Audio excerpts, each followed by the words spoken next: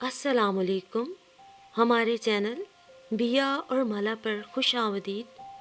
अगर आप हमारे इस चैनल पर पहली दफ़ा आए हैं या आपने अभी तक सब्सक्राइब नहीं किया तो बिया और माला को सब्सक्राइब करना और बेल आइकन प्रेस करना हरगिज़ न भूलें। और कहानी पसंद आए तो लाइक, कमेंट और शेयर करें। सारा घर नए अंदाज से फर्निश करवाया था। उसने झिलमिलाती आंखों से माजी के अक्स से निगाह चुराई। गेट पर करके वो और रबी सूटकेस घसीटती अंदर आई। आसिम ने शौकिया इतलाई घंटी बजाई। बच्चों ने मुस्कुराकर बाप की शक्ल देखी, जबकि वो वहीं शर्मिंदा सी मुस्कुराहट लिए खड़ी रह गई। मुस्कुराहट में छुपी नदामत किसी सूरत कम होने को न आ रही थी। नदामतों और हमाकतों की तवील फहरिस्त, चाह से भी ज्यादा चाह की जरूरत, इंसानी फितरत में कुंडली मारे ना आसुदा ख्वाहिशों के सांप ने उसका तन मन नीला कर दिया था। वो वहीं से और वैसे ही जिंदगी की शुरुआत नहीं कर सकती थी। पहले उसे शीशे में नजर आने वाले उस बाल को मद्धम करना था जो उसकी अहमियत को घटाने का बाइस बना था। वो 14 दिसंबर की एक गीली और सर्द रात थी जब उसने चोरी छुपे आसिम से शादी की थी। माँ बाप ने दूसरे ही दिन दोनों को बुलवाकर दुनिया वालों के लिए एक शादी को अरेंज करवाया था। सच शुक्र खानदान के ही दोनों चश्मो चिराग थे जो अंदर की बात अंदर ही दफन हो गई, वरना जग हंसाई होने में देर ही कितनी लगती थी। दोनों को जिंदगी की ख्वाहिशों में मगन देखकर माँ बाप ने पिछली रंजिशें भुला दी। आसिम के भी शादी के बाद सही मायनों में भाग जागे थे। सदर में चलने वाली कपड़े की दुकान अब इंपोर्ट एक्सपोर्ट के बिजनेस तक की रसाई हासिल कर चुकी थी। वो उसका जिम्मेदार सरासर निदा को समझता था, जिसके आने से इतनी रेल पेल हो गई थी, जबकि निदा मोहब्बतों और कदरों के सावन में भीगती चली जाती। आसिम को कारोबार के सिलसिले में कुछ अरसे के लिए जद्दा कयाम करना था। वो चाहता था कि 1-2 साल लगाकर वो मजीद तरक्की की मनाजिल तय कर ले। इतने में रबी बड़ी हो जाएगी और उसके लिए शानदार से स्कूल में तालीम का इंतज़ाम भी किया जा सकता है। फिर रोहान और हंजला की बारी आ जानी थी। निदा के ससुराल वालों ने भी अभी तक ला ताल्लुकी का लेबल नहीं उतारा था। बज़ाहिर आम माफी मिल चुकी थी। आसिम ने जाते हुए अपने दोस्त हमायूं को निदा का ख्याल रखने को कहा। वो दोस्त भी था और करीबी रिश्तेदार भी। निदा और बच्चों से बहुत सारे वादों के साथ वो रुखसत हुआ। वो सारा दिन यूं ही घर में बोर होती रहती। मुलाजिम बच्चों तक के काम करते थे, जबकि वो सिर्फ निगरानी की हद तक महदूद थी। कभी टीवी देख लिया, कभी आसिम से फ़ोन पे बात कर ली। रोज़ रोज़ तैयार होकर शीशे के आगे यूं ही बेमकसद खड़ी रहती। तारीफ करने के लिए कोई था ही नहीं। आसिम ने अकेले सैर व तफरी करने से भी मना कर रखा था। वो हमायूं भाई के घर चली जाती। उनकी बेगम और उनका खलूस काबिले दीद होता। भाभी, आप पे मैरून सूट के साथ सिंधी कढ़ाई वाली शॉल कितनी अच्छी लग रही है। एक दिन अचानक खाने के दौरान हमायूं भाई ने तारीफ कर डाली। उनकी बेगम ने भी मुस्कुराकर तायद की। निदा इतने अरसे के बाद खुल के मुस्कुराई थी। घर वापसी पर भी यही फिक्रा उसके दिमाग में गूंजता रहा। फिर हर वीकेंड हमायूं भाई के घर गुजारा जाने लगा। बच्चों को भी उनके बच्चों के साथ खूब मज़ा आता। उनका दिल लग गया था। आपकी चॉइस भी अच्छी है और आपके बच्चों की भी। एक रोज़ वो सब पार्क में तफरी करने गए थे। रबी ने ब्लैक मैक्सी पहन रखी थी, उसके लंबे सिल्की बाल। वो 8वीं क्लास की बच्ची की बजाय 10वीं की स्टूडेंट लग रही थी। हमायूं भाई की अचानक तारीफ पर उसके साथ साथ वो भी झीम सी गई। रबी थैंक यू अंकल कहकर बच्चों के साथ मगन हो गई, जबकि वो सोच रही थी कि वो कब से हमायूं भाई के घर आ रही है। मजाल है जो उनकी बेगम और बच्चों के लिए कोई तोहफा तोहफा लाई हो। उससे फ़ोन पर आसिम से बात करते हुए ये बात दोहराई। हाँ तो तुम अकेली तो शॉपिंग पे जा नहीं सकती। ऐसा करो, हमायूं और उसकी बेगम के साथ किसी दिन मार्केट का चक्कर लगाओ, उन्हें भी कुछ ले देना। आजकल इतने पुरखलूस लोग कहाँ मिलते हैं। मेरे जाने के बाद तुम्हारा और बच्चों का कितने अच्छे अंदाज से ख्याल रख रहे हैं। आसिम की बात उसके दिल को भी लगी थी। भाभी, मैं सोच रही हूँ हम आज शॉपिंग पे चलते हैं। मैंने सुना है बड़ी अच्छी कपड़ों की वैरायटी आई हुई है। अगले इतवार उनके घर सोफे पे बराजमान निदा ने बातों ही बातों में कहा। वो सुनते ही फौरन मान गई। ہمایوں نے اپنے آفس سے گاڑی بھیج دی۔ ندا نے اپنے اور بچوں کے لیے کپڑے لیے، آفرین اور اس کے بچوں کے لیے بھی خریداری کی۔ کریڈٹ کارڈ کے ذریعے ہزاروں کی شاپنگ کر کے وہ گھر لوٹی۔ ارے بھابھی، آج تو آپ نے حد ہی کر دی، اتنے مہنگے کپڑے اور جوتے لے کر دیے ہیں میرے بچوں کو۔ آفرین اپنے براؤن بالوں میں انگلیاں پھیرتے ہوئے قدرے فکر مندی سے بولی۔ ہمایوں نے بھی چونک کر ڈھیروں شاپنگ بیگز لاؤنج میں بکھرے دیکھے۔ بھابھی پلیز اگلی دفعہ یہ تکلف مت کیجیے گا، ہمایوں سنجیدگی سے بولا۔ اس کا مطلب ہے کہ آپ لوگ مجھے اپنا ہی نہیں سمجھتے۔ ندا خفگی سے بولی، ارے نہیں نہیں، آپ ہماری اپنی ہیں، پر اتنی مہنگی شاپنگ آپ کے خلوص کے سامنے تو یہ کچھ بھی نہیں ہے۔ وہ آفرین کی بات درمیان میں ہی کاٹتے ہوئے بولی۔ لیکن ہمایوں بھی بولنے ہی لگا تھا۔ لیکن کچھ نہیں ہمایوں بھائی، سیدھی طرح کہیے کہ میں آپ کی کچھ نہیں لگتی۔ اوفو بھائی، سوری، غلطی ہو گئی، آپ جو مرضی چاہیں لے آئیں، آج سے آپ کو انکار نہیں۔ ہمایوں نے مسکرا کر اس کی خفگی کم کرنے کی کوشش کی، جبکہ وہ آفرین کی طرف متوجہ ہو گیا۔ آفرین، بھابھی کے لیے چائے وغیرہ کا انتظام کرو، تھکن ہو گئی ہوگی۔ آفرین مسکرا کے اٹھ گئی، جبکہ وہ صوفے کی پشت سے ٹیک لگا کر سیدھے ہو کے بیٹھ گئی۔ میں سوچتا ہوں کہ عاصم نے آپ سے شادی کا فیصلہ بالکل صحیح کیا تھا، سوچ سمجھ کے ہی۔ اتنی ذہین اور خوبصورت بیگم تو ایک نعمت ہے۔ ہمایوں بھائی کی بات پر اس نے تعجب سے ان کی طرف دیکھا، پھر کہکہا لگا کے ہنس پڑی۔ تو کیا آپ کی بیگم خوبصورت نہیں؟ میں نے ایسا تو کچھ نہیں کہا، وہ یوں ہی مسکرا کے بولا۔ بس میں سمجھتا ہوں کہ عاصم پھر بھی مجھ سے زیادہ خوش قسمت ہے۔ ہمایوں کی شوخی نے اس کی آنکھوں کی چمک بڑھا دی تھی۔ بعض عورتیں تعریف کو حق سمجھ کے وصول کرتی ہیں، یہ دیکھے بغیر کہ تعریف کرنے والا کس قبیل کا مسافر ہے۔ بس آن دیکھی دیوار کے پیچھے منظر یوں ہی زندگی کے غائب ہوتے جاتے ہیں۔ ہمایوں بھائی، آج میں بازار گئی تو سوچا آپ کے لیے فیض کی شاعری کا مجموعہ ہی خریدوں۔ آپ کے بقول آپ کو شاعری بڑی پسند ہے، اور آفرین بھابھی کے لیے میں نگینے کے کام سے مزین یہ سبز غرارہ لائی ہوں، آج کل بڑا ان ہے۔ وہ شوخی سے لاؤنج میں داخل ہوتے ہوئے بولی۔ آفرین تو غرارے کو دیکھتے ہی ندا کی فیاضی پہ مر مٹی، جبکہ ہمایوں بمشکل مسکرایا تھا۔ کیوں آپ خوش نہیں ہوئے؟ وہ بڑی ادا سے بالوں کی لٹ کان کے پیچھے اڑستے ہوئے بولی۔ خوش تو ہوں، بس ذرا آفس پرابلم ہے۔ کون سی آفس پرابلم ہمایوں بھائی؟ وہ فکر مندی لہجے میں سموتے ہوئے بولی۔ تم کھانا کھاؤ گی ندا؟ آفرین نے غرارہ دوبارہ سے پیک کرتے ہوئے پوچھا۔ ہاں ہاں ضرور، کیا بنا ہے؟ آج میں نے تمہاری پسند کی نہاری بنائی ہے۔ آفرین جوڑے کو پا کر خوشی سے دمکتے ہوئے بولی۔ اچھا، تو پھر دیر کس بات کی، فٹافٹ کھانا لے آئیے۔ اس کے جانے کے بعد وہ دوبارہ ہمایوں کی طرف متوجہ ہوئی۔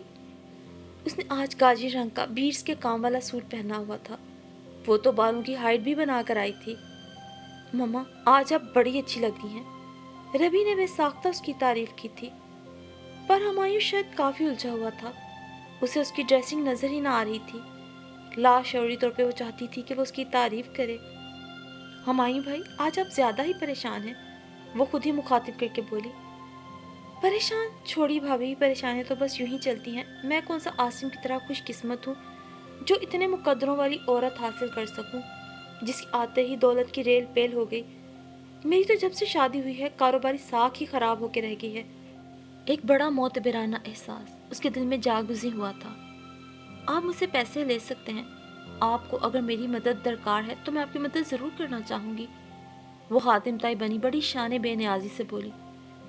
خوشامد ایسی بلا ہے جس سے کچھ ہونا ہو بس ہیپاٹائٹس کا مرض ضرور لاحق ہو جاتا ہے، جو خاموش قاتل بن کر آپ کے جگر کو تباہ کر دیتا ہے، اور جگر ہی تو سارے جسم کا سربراہ ہوتا ہے۔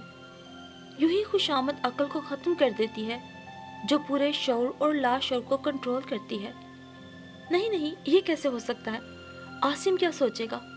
اس نے ہچکچاتے ہوئے کہا۔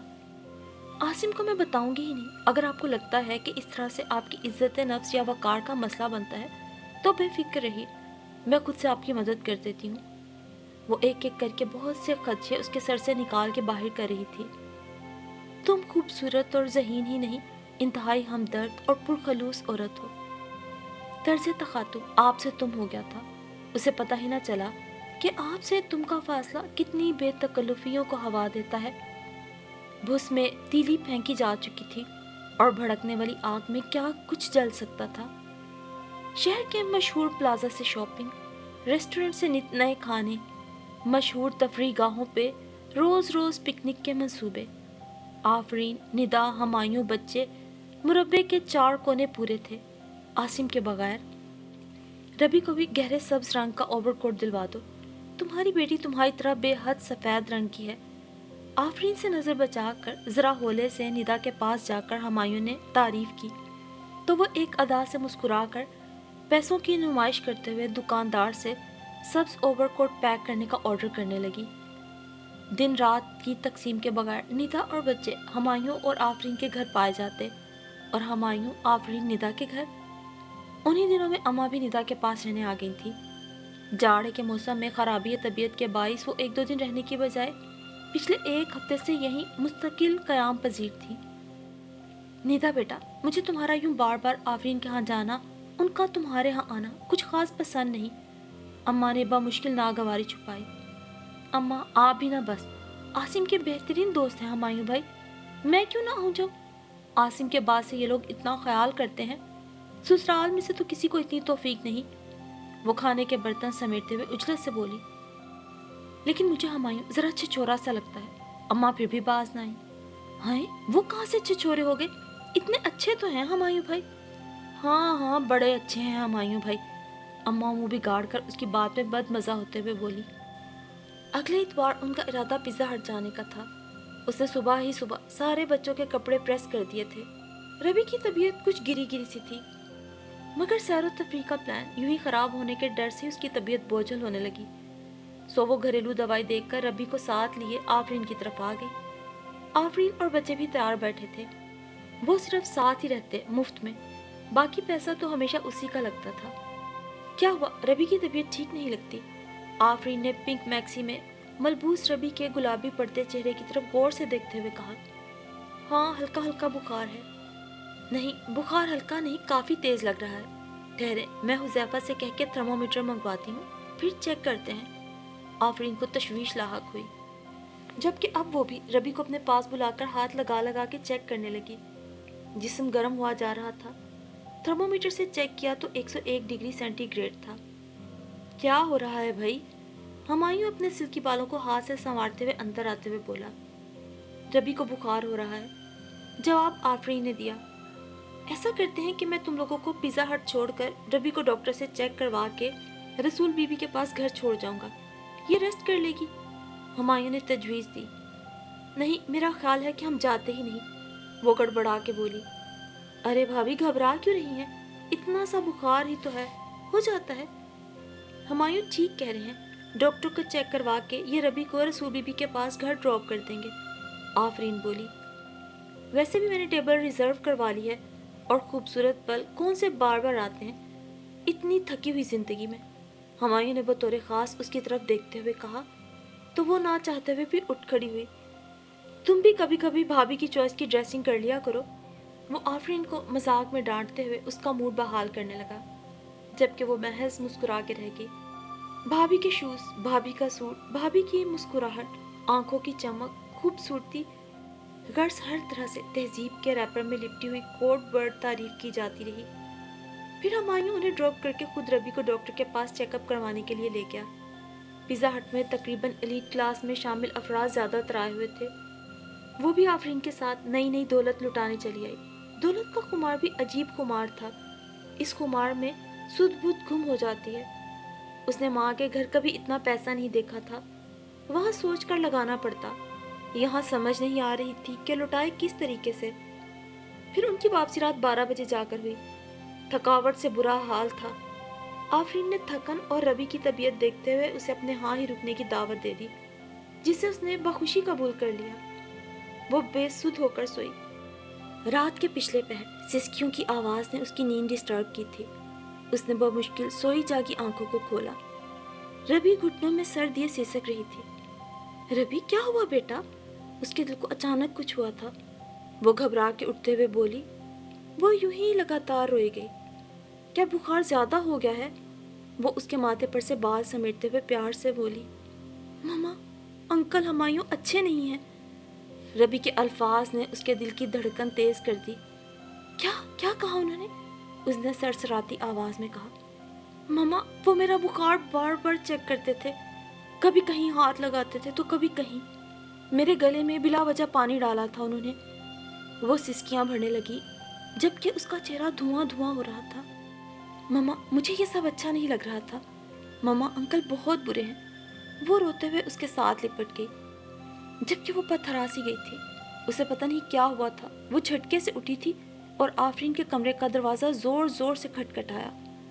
وہ دونوں میاں بیوی حیران و پریشان جاگے۔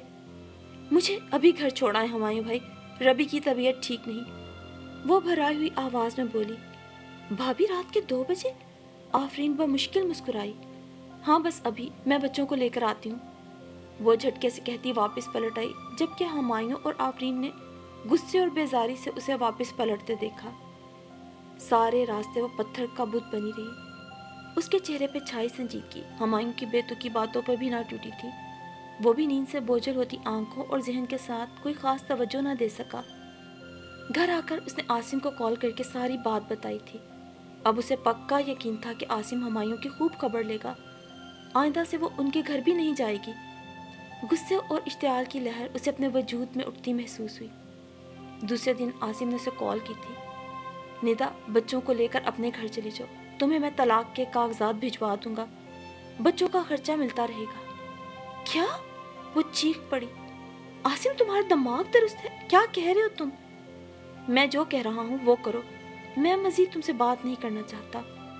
اس نے اپنی سنا کے فون منقطع کر دیا جبکہ وہ وہیں صوفے پہ چیخیں مار مار کے رونے لگی۔ مما مما کیا ہوا؟ بچے بھی پریشان ہو گئے۔ اس کے موبائل پر اب ہمایوں کی کال آ رہی تھی۔ تم نے میرے لیے جو زہر اتارنا تھا نا اپنے خامن کے دل میں نے بھی جوابی کارروائی کر دی، کہو کیسی لگی؟ تمہارے گفٹس، تمہاری ادائیں، میں نے ایک ایک لفظ عاصم کو بتایا ہے۔ میرے ساتھ آفرین نے بھی اس بات کی گواہی دی ہے۔ آفرین اور عاصم میں صرف اتنا فرق ہے کہ آفرین میری بات پہ اندھا اعتماد کرتی ہے اور عاصم کو شاید ہی تم پر یقین آئے۔ میں نے تو عاصم کو بتا دیا تھا کہ یار خود دل لگی کرنے والی خاتون ہے ماشاءاللہ سے تمہاری بیگم صاحبہ، تم اپنی بکواس بند کرو، وہ پوری قوت سے چیخ کر بولی۔ بلا وجہ کی فضول تعریفیں کر کر کے تم دونوں میاں بیوی میرے پیسے بٹورتے رہے۔ ہاں تو تمہیں بھی تو ہر وقت اپنے حسن کے لیے ستائش کی ضرورت پڑی رہتی تھی، ہر وقت فلمی اداکاراؤں کی طرح بنی سنوری اپنی نمائش کروانے ہمارے یہاں چلی آتی۔ دنیا کا کوئی اندھا مرد ہی ہوگا جس کے سامنے عورت خود دل ربا دل نشیب بن بن کر آئے اور وہ تعریف و توصیف کے ٹوکرے نہ برسائے۔ تمہاری جیسی عورتیں اگر شادی سے پہلے گھروں سے بھاگ کے شادی کرتی ہیں تو شادی کے بعد بھی انہیں دل لگی کرنے کے لیے کوئی نہ کوئی چاہیے ہوتا ہے۔ وہ مزید پتہ نہیں کیا کچھ بکتا رہا جبکہ ندا وہیں سن کی سن رہ گئی۔ اسے یہ دل لگی مہنگی پڑی تھی۔ عاصم کے چلے جانے کے بعد کچھ سال اس نے جس طرح گزارے تھے باقی کے بھی اسی طرح گزار دیتی۔ اس نے دل کا کہا ضرور مانا تھا مگر وہ بے وفا بھی نہ تھی۔ بے وفائی کی اصطلاح بھی اس کی نظر میں خوب تھی۔ وہ تو صرف وقت کو خوشگوار کرنے کے لیے وقت گزاری کر رہی تھی۔ وہ کون سا ہمایوں یا ہمایوں جیسے مردوں کے ساتھ بھاگنے کی تیاری کر رہی تھی؟ مگر خبیث انسان نے اس کی بیٹی کو ہی، وہ جتنا سوچتی اتنا ہی دماغ اسے پھٹتا ہوا محسوس ہوتا۔ پھر وہ بچوں کے ساتھ اپنے گھر آ گئی تھی، وہ گھر جسے اس نے ہمایوں کے لیے نہیں عاصم کے لیے چھوڑا تھا، مگر ہمایوں کے ساتھ سکینڈلائز ہو گئی تھی۔ گھر میں اس کا استقبال کون سا اچھا ہوا تھا، زندگی جہنم بن گئی تھی۔ بھابھیوں کا ماں کا سب کا رویہ بدل گیا۔ وہ ندا عاصم جو 5000 سے کم کا سوٹ بھی زیب تن کرنا پسند نہ کرتی تھی، اب کوڑی کوڑی پائی پائی کی محتاج ہو گئی تھی۔ تعلیم بھی بسیفے مقامی اسکول میں آیا گیری کرنے لگی، کلاسز کی صفائی اور بچوں کی دیکھ بھال، پھر بس رونا دھونا، تان و تشنی۔ اسے سمجھ نہ آتی ذرا سی غلطی کی اتنی بڑی سزا۔ اس نے اپنی فرسٹریشن ٹیچر طلعت کے سامنے نکالی تھی جو اپنے اخلاق اور کردار میں سب سے منفرد تھی۔ ندا بے شک تم گھر سے بھاگی نہیں، تم عاصم کے ترغیب دلانے پر ایک سوچی سمجھی اسکیم کے تحت اتنا بڑا قدم اٹھانے پہ مجبور ہو گئی، مگر تم نے اپنا اعتبار تبھی کھو دیا جب تم نے یہ سب کرنے کا ارادہ کیا۔ بے اعتبار شخص کو چاہیے پھر عمر بھر اعتبار کے کچے دھاگے کو مضبوط کرنے کی کوشش کرے، ورنہ ہلکی سی ضرب پر بھی ٹوٹ جاتا ہے۔ مگر تم نے غلطی پہ غلطی کی۔ تمہیں ہمایوں کی تعریف کی ضرورت ہی نہیں محسوس کرنی چاہیے تھی۔ دل لگی کیا ہوتی ہے؟ بدکاری کی طرف بڑھایا جانے والا پہلا قدم، اور اگر پہلا قدم ہی برے راستے پہ پڑ جائے تو ساری منزل کا گناہ لکھا جاتا ہے۔ بے شک اس نے ربی کے ساتھ یہ سب کیا، مگر تمہارے اعتبار کا دھاگا ٹوٹ گیا۔ ساری بات اس نے تمہیں پہ الٹ ڈالی۔ اب تم ربی کی عاصم سے بات کرواؤ اور اللہ کے حضور گڑ گڑا کے معافی مانگو۔ اللہ ہی عاصم کا ذہن بدل دے تو بدل دے، ورنہ زندگی بڑی طویل بھی ہو سکتی ہے اور تمہاری مشکلات میں اضافہ بھی۔ مس طلعت نے نرمی سے اسے سمجھایا۔ اس نے دسمبر کی اس گیلی رات میں رب کے حضور رو رو کے گڑ گڑا کے معافی طلب کی تھی۔ ربی نے اپنے باپ کو فون کیا اور ساری بات تفصیلاً سمجھائی۔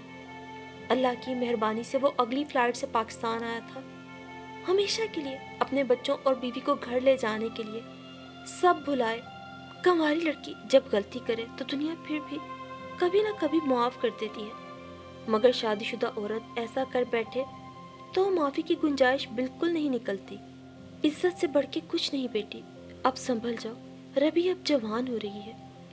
اماں نے آتے سمے اس کے کان میں نصیحت کی تھی، جسے اس نے آنکھ سے لڑکتے آنسوؤں کے ساتھ پلو سے باندھ لیا تھا۔